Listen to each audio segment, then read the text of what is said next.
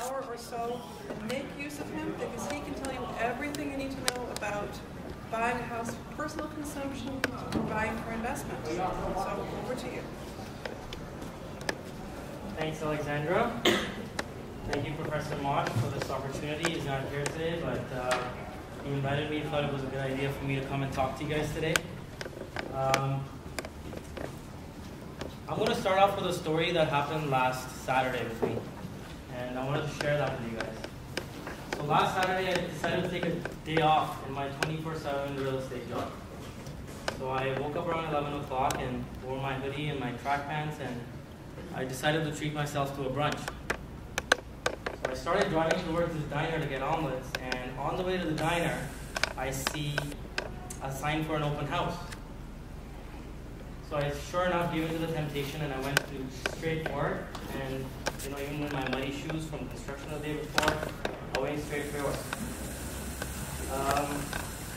As I made my way into the open house, the house was listed for about $1.4 million in North York. So I went inside and went over to the bedrooms upstairs, checked out the bathrooms, went to the basement, checked out the basement, and finally made my way to the kitchen where the real estate agent was standing. So before I could say anything or ask her some questions about the house, she saw my hoodie and my torn track pants, and she took a good look at me. She's like, perhaps the one bedroom would be more appropriate. I just smiled. I said, okay, thank you, and I went back to my car. I was smiling in the car, and at that point, I realized how important it is to wear nice suits and comb my hair. Well, that's not it. It's also the fact that she didn't realize that she had let go of a very a good potential client. Because I personally own 7 properties, investment properties today, and a portfolio of $5 million in real estate myself that I've built in the last 4 years. And I also have a pool of investors that would go and buy blindly where I tell them to purchase real estate. And another really good point from that story is that when you're in the real estate business, you have to have your ears and eyes open at all times. A house can come in the market at 12 a.m. and the next morning, 8 o'clock, there will be bidding wars and the house is gone. So you have to be ready to get in all the time, which is why I mentioned it was a 24/7 real estate job. Did you guys know that real estate was the biggest contributor to the Canadian economy in the last 10 years, followed by construction? Did you also know that 90% of the world's millionaires are made through real estate, according to the Wealthy Barber? 90% of the world's millionaires are made through real estate. So my question is, are you going to be one of them? And before I get into the house, I'll give you a quick, short introduction. I graduated from Laurier in 2008 in economics and finance. At the time, I wanted to be an investment banker, so I got a great dream job in Wall Street. I was working as an investment banker for like a year and a half, and realized that wasn't my calling, so I quit the job. Even though making great money, I was good at it, I wanted to do something different. So I came back to Toronto. I joined Nestle Canada for corporate sales. And while I was doing sales with Nestle Canada, because as a sales guy, you're always on the road, going for meetings and running around. I got into buying like a really old bungalow in a really nice location, moved into the basement myself, put all my savings in the house, bought it for about $500,000 range, rented out my upper portion of the house, and within a year and a half with market support and I guess the due diligence that I put into the house, plus some additions I did, I was able to sell that house I bought for $500,000 for $750,000 within 2 years. Used that to buy more houses, and then I just went on from there. So that's my background. With the help of market support and a system that I've put in place for real estate investors,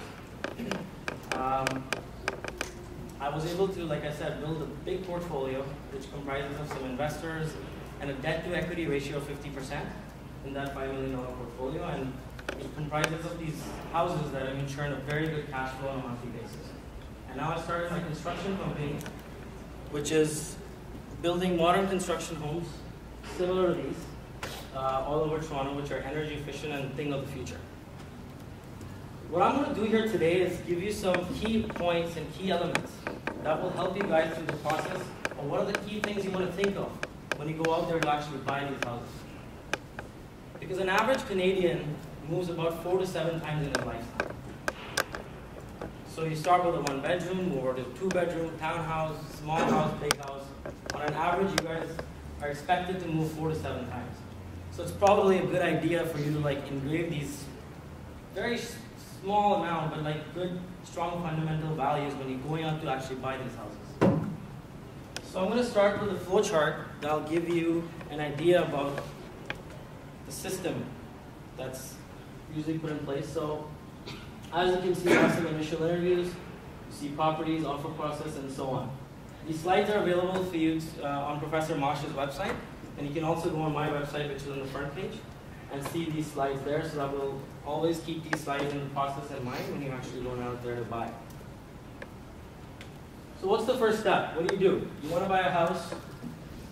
I think one of the most important two people in the process is a realtor and a mortgage guy. The reason why I say realtor and what kind of realtor you should be looking for. For example, what's your name? Sorry. Nick? Yeah. Nick decides, he graduates from Schulich, he's got a dream job in PwC or CIBC or whatever bank he wants to work with. He wants to move downtown Toronto, and he has about $30,000 saved up. Nick would probably be a good idea for you to go and meet a realtor and interview some realtors that are good with condos downtown, close to that PwC building, who understands the neighborhood. These guys are going to be able to add that value to you when you actually go out there and ask them how close to the TTC, how close are the community centers. They'll know their area. So pick a realtor that understands neighborhoods. It's also important for you to have a realtor who's a good fit for you, because he's going to give you some really good information about the housing market conditions. You should have information about comparables that are actually sold in the community, and also the fact that he should be a strong negotiator. He understands what he's doing. So pick a realtor that's really, really good.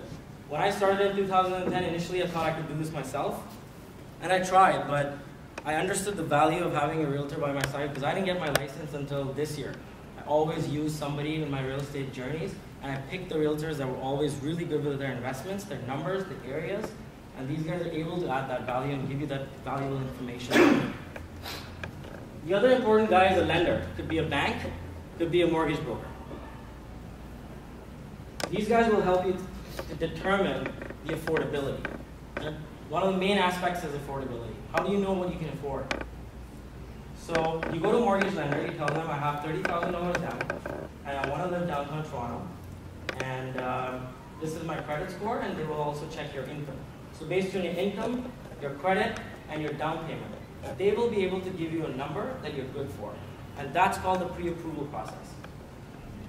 It's one of the most important things, and I'm seeing 4 to 5 clients a week who are looking to buy, who are coming to me for investments, and one of the first questions I ask is, what is your budget? And they'll tell me a number, it's $500,000, it's $700,000, and my next question is, how do you know? And they're giving me a blank stare. They have no idea. How do you know that? How did you come up with that number? Do you mind me asking? And they don't know. So it's important to understand your affordability, and these guys are going to be able to see, based on your income, what you can actually afford. And Alexandra was mentioning, in your monthly payments, mortgage can take up a huge portion of your income. So you want to make sure that you're using that part of your income towards mortgage, and that's determined by these mortgage lenders. They will see your TDS ratios, and they will actually be able to tell you what you can afford. And once you have that pre-approved value, and once you have that amount, then you can confidently take it back to your realtor and be like, I have $300,000 with 30% down, $30,000 down. Tell me my interest rates, and then once you have that information, the realtor will take, and then he'll be able to show you the houses or the condos available in the vicinity that you want. So now you've done 2 steps. You've got a really good realtor who knows his stuff. You've got a mortgage lender with a purchase price. What do you do next? The fun begins. Also, sorry, I wanted to mention, a really good mortgage lender is important, and interest rates are important, because a 0.5% difference over the period of 20 years can mean thousands of dollars. So make sure that this lender is understood every single thing, and he's giving you a value based on lowest interest rates possible. Banks will give you what they're offering. A mortgage lender will be able to give you what all the banks around are offering, and what's your best option possible.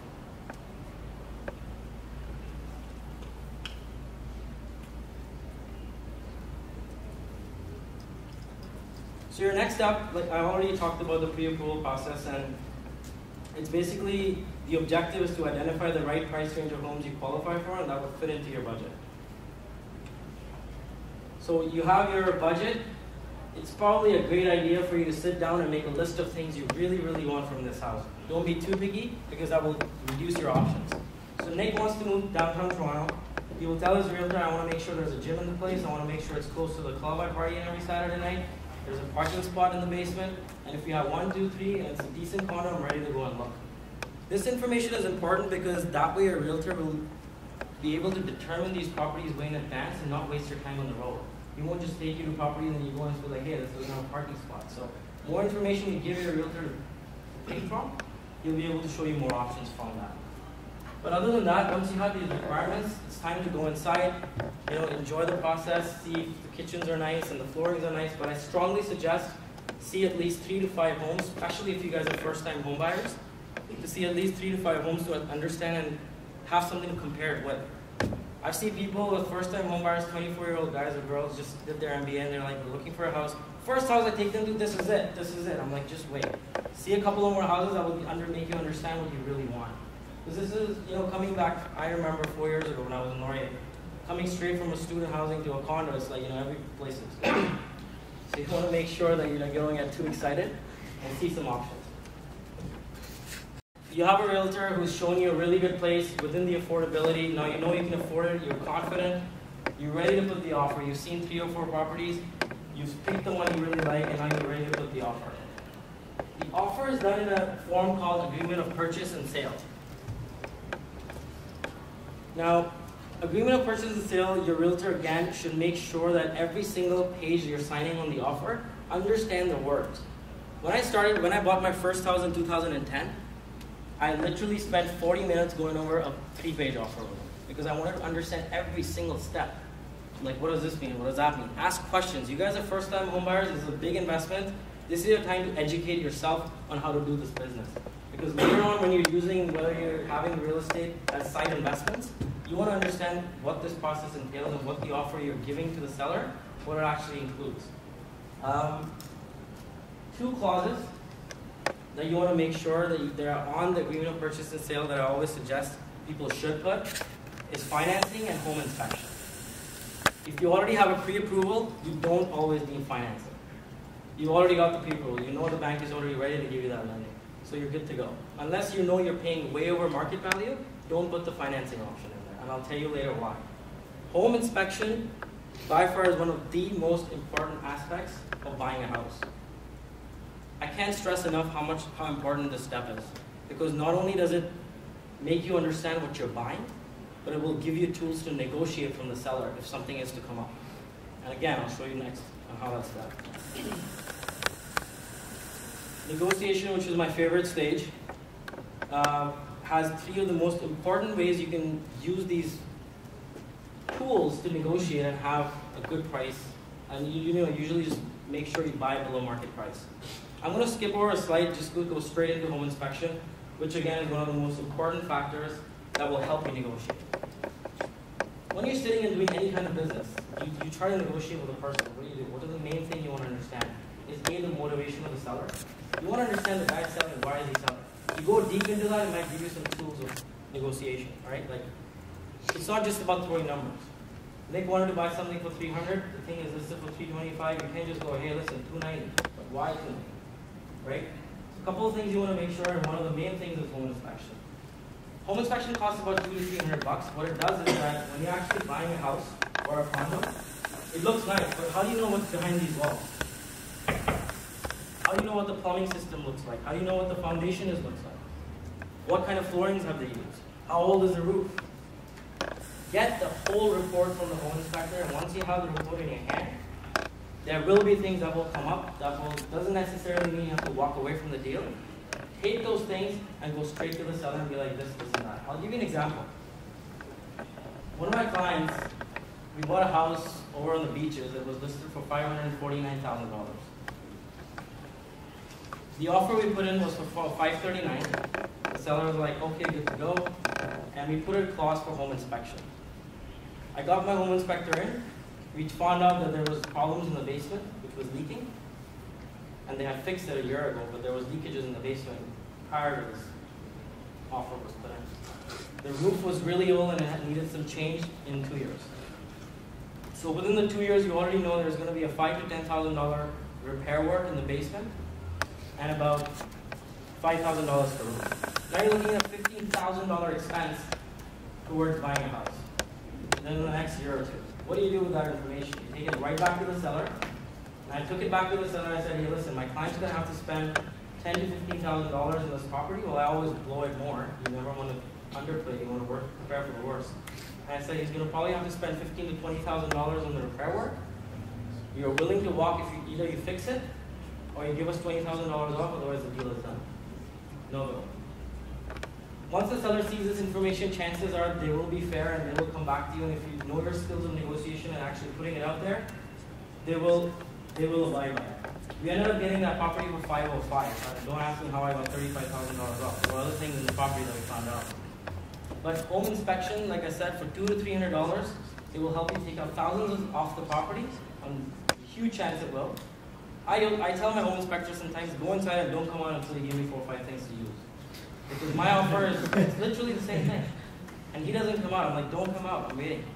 Unless you have 4 things for me to take it back to the seller, don't come out. And don't think if the house is brand new, you don't need home inspection. You'll be surprised how many new construction, especially with the hot market, everybody's a builder today. Make sure that these guys are using the right things, and home inspection will come out and will give you some stuff. Use it to negotiate. Other things that are used for negotiation are flexible closing dates. I talked about seller's motivation. Sometimes what's motivating a seller is that he wants to move quick. He wants a quick sale. He's got a job in Chicago. He wants to move and he's ready to sell. He's getting nervous because he's got 30 days to sell the property. I will find that out. What's your motivation to sell? If I know he wants to move quick, go in there, say I need $10,000 to $15,000 off. I'll close it in 25 days, 30 days. Sometimes I'll give you some strength to negotiate more. Or you can just say, hey, listen, I'll close it in 60 days if you agree to the listing price, but I'll give you $10,000.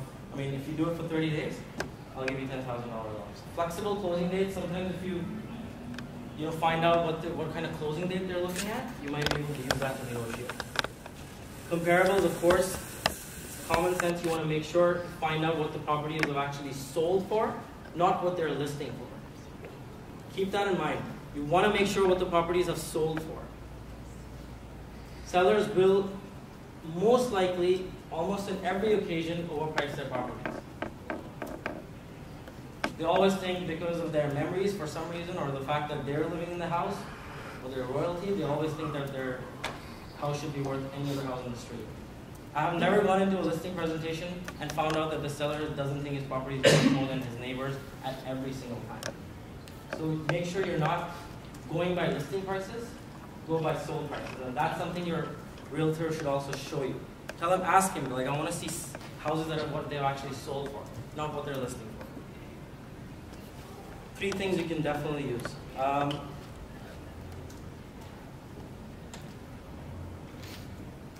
Appraisal. So you got the right realtor, he got you the right place, you got your pre-approval, so you know you can confidently buy this place. You put in an offer that got accepted.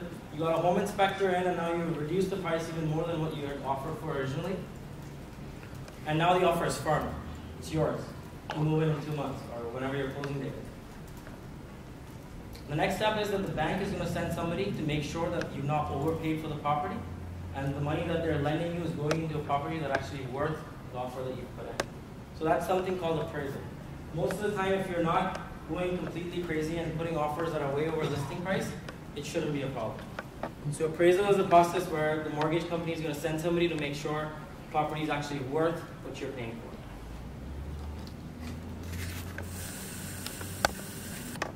Third most important person in this process that you don't want to do things yourself is a real estate lawyer.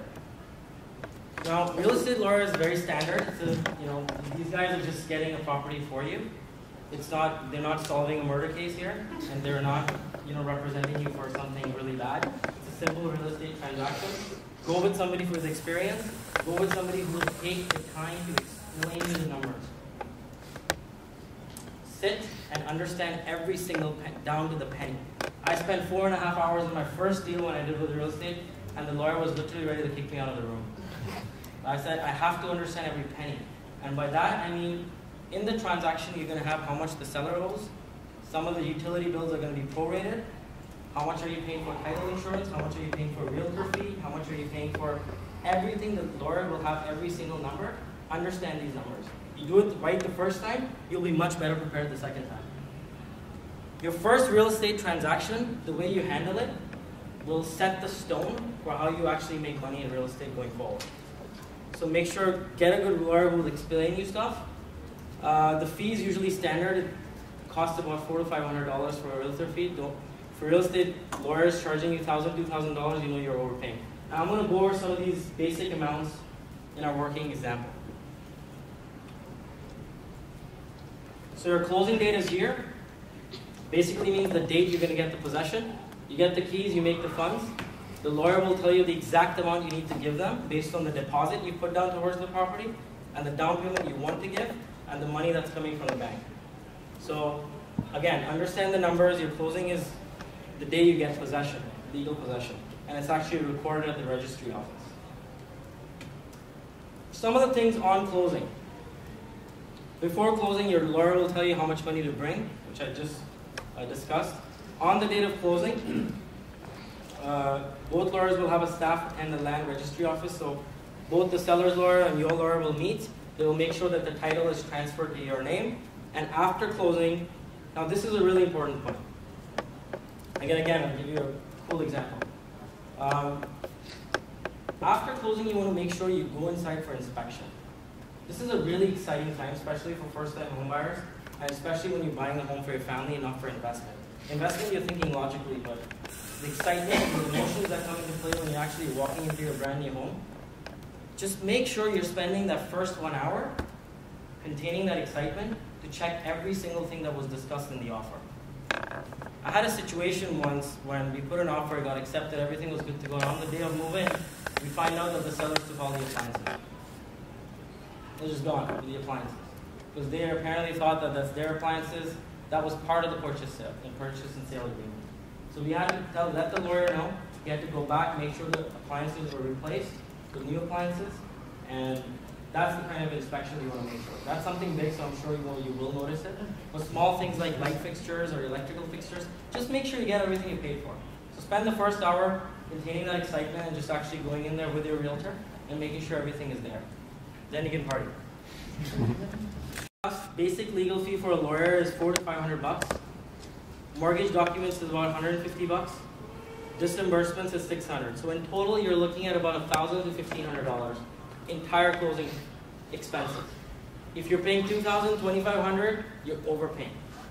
Some people decide to overpay. They don't, your brother-in-law's friend is a lawyer. You for some reason trust him. Just make sure you know your numbers. You don't want to overpay at any point.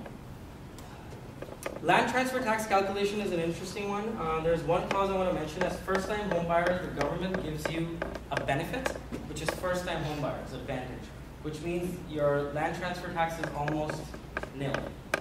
It's very, very little. But after you use that benefit once, the second property you buy, or the third property you buy, or the properties you buy after that, you have to pay a chunky land transfer tax, especially in Toronto, because there's 2 taxes in Toronto versus everything else in Ontario, which is more than 1. Just give me 1 second, I'm almost done. Take over here. So land transfer tax calculation, you can also go on my website. There's something called the land transfer tax calculation. Punch in the purchase price, it will automatically give you the land transfer tax to go to the government. One shot. It's really easy. You can also find them on Google or other places. I'll leave the working example to after the Q&A. This was just a very basic, strong things you want to make sure you have when you're going to buy a house. It's surprising how many business students, MBA students, guys who work at Bay Street, they come and buy the house and they have no idea how to do the process. They have no clue. So this is something when I was talking to Professor Mosh and we were discussing what I should be coming here to talk about. Initially I was like, maybe I should focus on real estate investment in general, or debt to equity ratios and how you can maximize one of the most popular asset classes to invest in. But I decided to keep it a little bit more simple so that when you guys are actually out there in the real world and applying this, keep these slides on you and make sure you go through this process step by step. And it's a simple business model without breaking any sequence or any step, without skipping any steps. If you follow this, add a little bit more due diligence and do a little bit more legwork, this is an amazing industry to be in. I'm going to open the stage for some Q&As and then I'll get to my conclusion. So, plenty of questions, sorry. Yeah, is there just the land transfer tax for first-time home buyers lower because the down payment is like 50% higher? No. Down payment can be for anybody, it's not a fixed thing. Down payment is something that you choose. Land transfer tax has nothing to do with how much money you put down. It's a simple benefit that the government says if a Canadian is buying a property for himself, we're going to give them a break for the first time. That's it. And is it per household or per person? I'm sorry? Is it per household or is it per person? Per person. Per person. Yes. So if you buy it, and then let's say your fiance or your husband later on wants to buy it. Sorry, I don't know how to say it. But yeah, then that's what it is. Yeah. Is there a minimum, like for a closing date? Like, does it have to be, let's say, at least 2 weeks out or at least a month out? You know, usually you want to give yourself a minimum of 2 to 3 weeks, I would say. I've never seen a closing less than 2 weeks. But longer you have, longer you'll be prepared. Because a lot of the times what happens is even after you have the pre-approval, because there's so much real estate is going out of control. So what the banks and the Canadian banks are doing today to make sure that not another US happens in Canada, and what they're doing is that they're regulating who they're giving loans to. So at times, even if you have a pre-approval, there's going to be a lot of documentation back and forth, and it doesn't matter who your mortgage lender is, unless and until they have all the paperwork, they're not going to give you a loan. So I suggest do it regular 2 months. Plus, if you're living in a place you have to give them 2 months notice, you want to make sure you're not overpaying on your rent. I would say keep it a standard at least 2 months, but if it helps you get a lot of chunk off of the purchase price, 30 days or 3 weeks. And some guys who I'm working with are big investors, like they have millions, and they'll just be like, go buy it tomorrow, and they'll just put cash down. That's the earliest I've done is 2 weeks. So, speak a little bit as to the ideal percentage that you like to put down. Excellent question. So, what I'll tell you, the ideal percentage, I think, is 20%. That's my rule of thumb. That's what the government wants you to put down. That's what the lenders want to see. There is a provision of putting 5%, which is the absolute minimum. Back in the day when US had a huge problem, people were even getting 100% loans. With 0% down, you could buy properties. In Canada, 5% is the bare minimum, right? I suggest if you can get anywhere around 20%, it's the best situation. But as first-time home buyers, you have to be prepared, especially if you're buying a house or a condo in Toronto today. It's going to be tough to raise, 50, 60, 70 grand for you guys to just go out there and put 20% down. And also, one more thing, if you're putting anything less than 20%, there's something called mortgage insurance. Which means, again, these are headaches for buyers, but in the hindsight, it's really good that the Canadian government is doing that because they're protecting our economy. And they're making sure that the guys are not going overboard with mortgages. So they charge you a small premium that's attached to your mortgage payments. I think for 5% is, depending on the purchase price, it's like $20, $30 that adds to your mortgage payment. Anything less than 20%. So over 20%, there's no mortgage insurance. So I would say that's what you should be shooting for. Yeah. Is it for first-time home buyers that 20 is 35? Like I said, first-time home buyers can even put 5% and get a mortgage. Without having to pay for insurance. Can first-time home buyers buy a property for 5% down and not pay mortgage insurance? No. So I know if you pay less than 20, you have to pay for insurance. Let's say I'm a first-time home buyer. Isn't that rule of thumb not 20% but 35%? If it's anything less than 35% for first-time home buyers. No. Some mortgage lenders might, but like banks don't. As first-time home buyers, if you're having decent income and you have a good credit, you should be getting a loan from a bank for a low interest rate. And that's what you want to focus on. Some of these subprime mortgages, they have all kinds of rules. It'll be like 35%. They'll charge a lender fee, a bunch of things. But focus on banks and keep your credit good. Even if you're 21 to 25, keep your credit in check. Yes. know there's a limit about how much of the principal you can pay ahead of schedule. How does that work when you're selling your current home to move into a new home? Like, can you just pay the balance of your mortgage with the money you got from selling your home? So let's say you want to sell your home and then go buy something. Yeah. So you're asking if the money that you make in your pocket, can you pay off your mortgage with it? The first mortgage, yeah. Yeah. Usually some banks will charge you about a 3-month penalty to break a mortgage. That's usually the rule of thumb. Some really hard-ass lenders like Home Trust will charge you in a year penalty.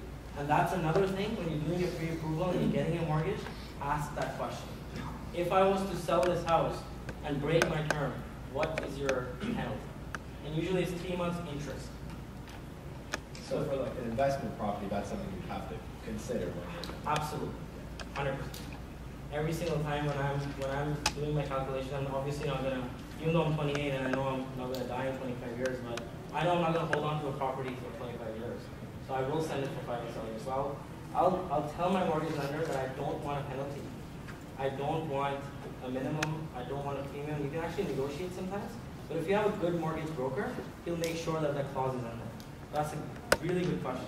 Keep that in mind when you're buying. It's a good question to ask. Yes? How do you say Debt to equity ratio? Well, the higher the better. You want to make sure, the lower the better. My portfolio personally is 50%. So if I own a $5 million portfolio, if all my assets equal to $5 million in market value, I know that if I sell tomorrow, I can get $2.5 million in my pocket. So my thing is 50%, but I would say 35% is decent. Try not to go below that. You want to have at least that cushion. So let's say if the markets are to go down and there's a really bad thing, you have that 35% cushion. Right? It would take 35% dip in the market for you to actually get into losses. And that's a really good level. So focus on 35%. That's what I want to follow, is that I don't want to go under 35%. So. Are any of the properties that you own in the US or are they all Canadian? Every single property that I own, and that's one of the things I might come back and discuss with you guys, my business model is to stick to an address of Toronto. That's it. Not even Mississauga or Barrie, or nothing against those markets. I strongly believe that paying a little bit premium for a location is always worth it. Because as you guys might have heard, I don't know how much you guys are reading about real estate today. A lot of increase in Canadian real estate is coming from foreign investors. There's a huge influx of Chinese buyers, buyers from Dubai, buyers from India, buyers from South America that are buying Canadian real estate like anything.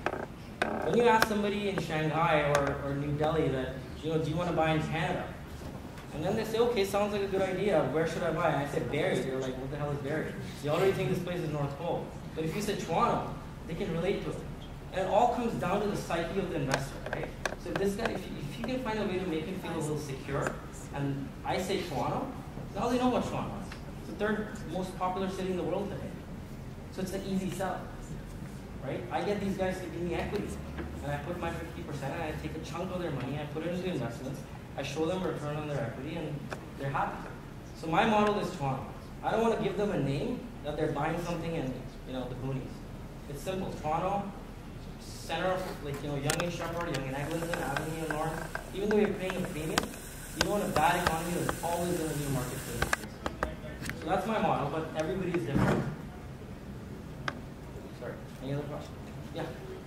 Is there any way to figure out what your insurance will be for the house, sort of before you put down the purchase price and buy insurance? Home insurance. Yeah. Okay. Yes, you can get quotes from TD Insurance. You can get quotes from a lot of people giving home insurance. I know that if you usually tie up with your car insurance, or I'm a Laurier alumni, so I get a really good discount being a Laurier alumni for home insurance. So usually for a house, I can give you my own example. Let's say if I own a property that's $660K, I'm paying about $56 a month for home insurance, which protects you from fire insurance, natural disasters, or stuff like that. But yeah, home insurance is something you want to factor into your cash flows as well. And when I show you the cash flows working example, there'll be something in home insurance. Yeah. Say if a person has one or two properties and they're pretty much paid out. They're paid off? Yes. That's a good situation. So, and this person wants to invest more in real estate. Do you recommend to sell the property or refinance? Excellent question. Again, it depends on. I strongly believe when a property has reached a saturation point, you want to start looking for an exit strategy. But that's also because I'm trying to grow my portfolio. I don't believe in sitting on places if they're saturated. So if you know that these properties are 100% paid off and there's not much scope going forward, imagine the amount of equity you can pull out. Let's say, how much is one of those houses worth? Say the 800. 800, it's paid off. So now you can potentially put 20% down or even 35% down and buy two excellent properties with growth perspective. So do your cash flow statements. I would suggest if they reached a peak, sell it off. And if you're not sure, refinance. Right? It all depends. I've never refinanced. I've always exited, taken out my equity and put in money back into properties that are growing. Because the key aspect to any business, not just real estate, is growth. If you focus on growth, you'll always get the right answer. Is this property growing faster than if I take this money and put it into somewhere in the beaches or a specific street in Etobicoke near the water? How do I do a risk analysis? Yeah. One of the things, again, and that's something that every single investor will ask me. They're like, Sahil, you're telling me great numbers, but what's the risk and what's the market? Risk analysis is a flow chart. One of the main things you want to focus on is, when you're doing a risk analysis, is asset class. You go to a party, people love talking about real estate. Oh, the real estate market is about to dip. But if you actually break it up, there's detached homes, there's semi-detached homes, there's townhouses, there's condos. There's 4 asset classes within real estate. Try to break down every single number and the numbers will blow your mind. A condo, maybe it's a little bit overblown right now, right? There's too much supply, there's too many buildings, right? Townhouse is not bad, semi-detached even better, but detached homes. Is there any more land left in Toronto, guys? Are we going to start building on top of the water? Well, in Singapore they did it, but I doubt it will happen in Toronto. Think about it like that. You have your own piece of land, it's a freehold property. Look at the land maximization. If there's a huge piece of land in the middle of Toronto and there's only a small bungalow on it, builders are going to want it. Foreign investors are going to want it. You know that first-time home buyers are going to want it because they can afford a big piece of land in a good location and it's a small house. So try to break down every single asset. When somebody says, what's the risk? Explain to them, I'm buying detached homes and not condominiums. There's a difference.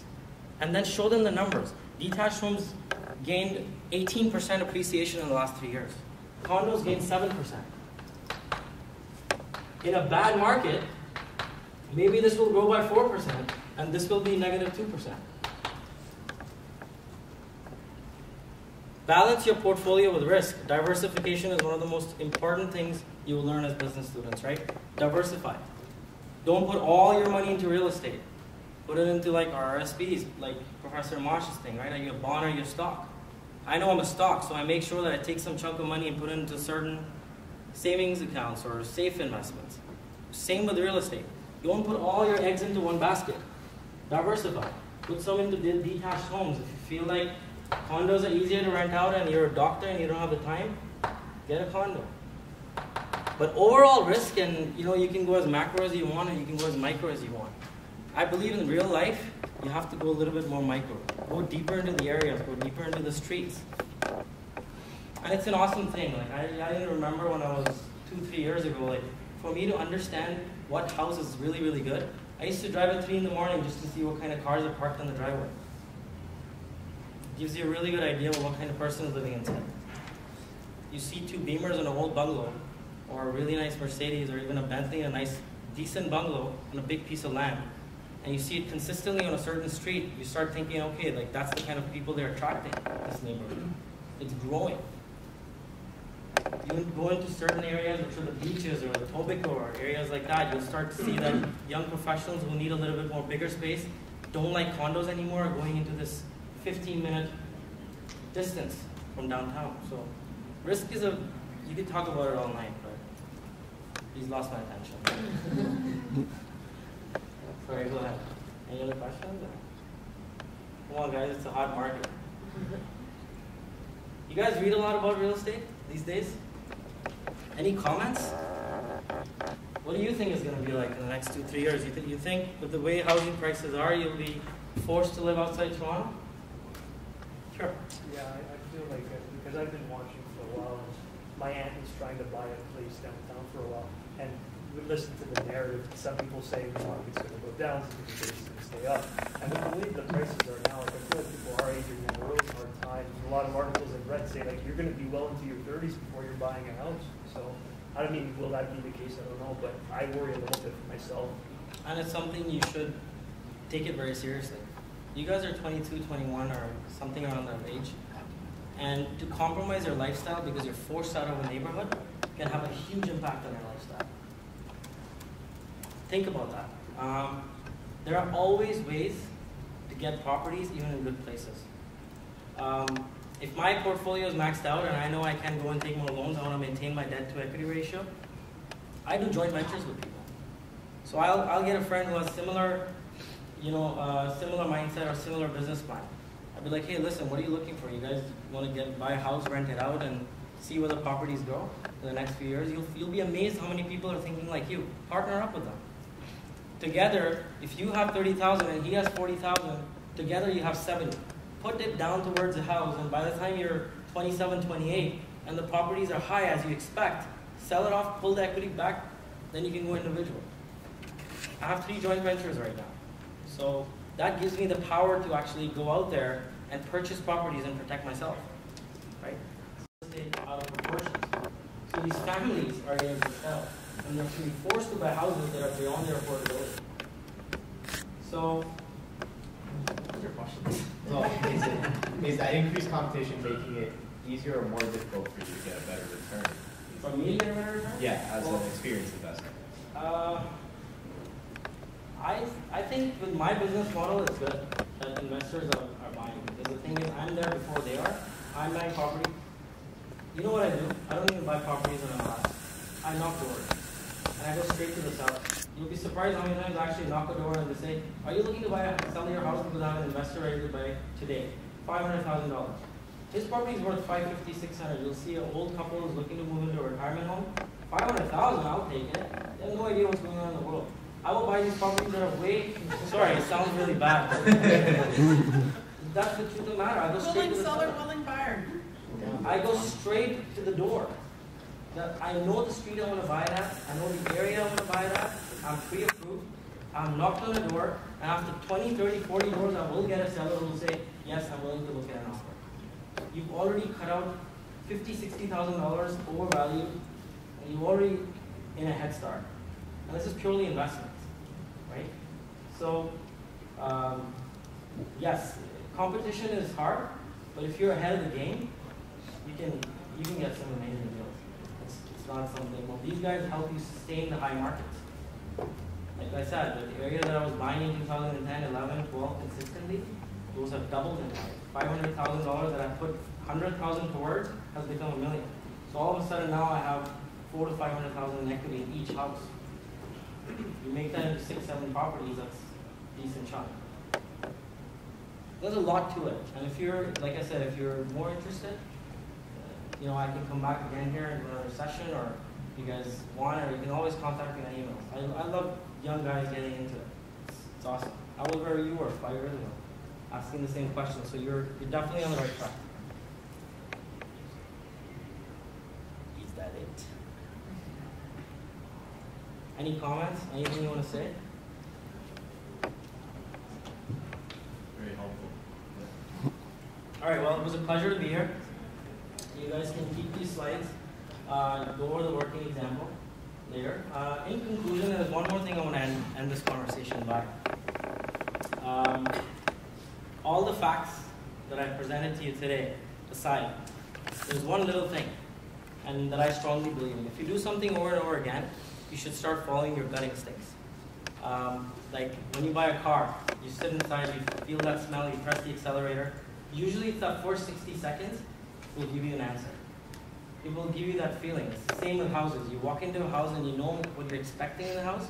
If it feels right, and your instincts tell you, and your gut feeling or your inner radar tells you that it's the right thing, 8 out of 10 times you'll be right.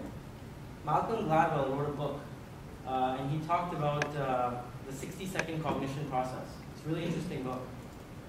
It talks about how some of the most brilliant decisions in this world were made in the first 60 seconds of the opportunity presenting itself. So if you know your homework is done right and you've taken all these steps, you walk inside a house and it just feels right, take action. Don't second guess yourself, just go for it. It's your gut saying. So follow that. I strongly believe in that. And I'm going to leave you with a picture. A really good friend of mine, his name is Louis. He's my plumber. 2010 he came over and I had a clog in one of my properties and we were talking about real estate. I actually got in touch with him a year ago. And he started with $30,000 in 2010. This is the house he's living in today. It's a mind-blowing property and it actually doesn't show the water that it's back facing to. Guy drives an S-Class, living the life. I said, Louis, what the hell happened? I started investing in real estate and I sat with him and we had a really good discussion and it's brilliant how this guy is buying properties that are way in advance and he buys dumps, places that you don't even want to walk into and he'll turn them around and he'll get the right realtor to sell it for about market price and he picks locations. Amazing. He runs a $78 million portfolio today. He's a full-blown construction company. So I wanted to show you this because it's doable if you do it right. But make sure not to overstep yourself and make sure not to go overboard with your debts. So yeah, that's the dream house. If you really think this dream house is just a dream, think again. Because this guy started with $30,000. That's a nice one. But yeah, so just want to leave you with this picture, and like I said, it was a pleasure being with you guys. It's an excellent question. Thanks for having me here.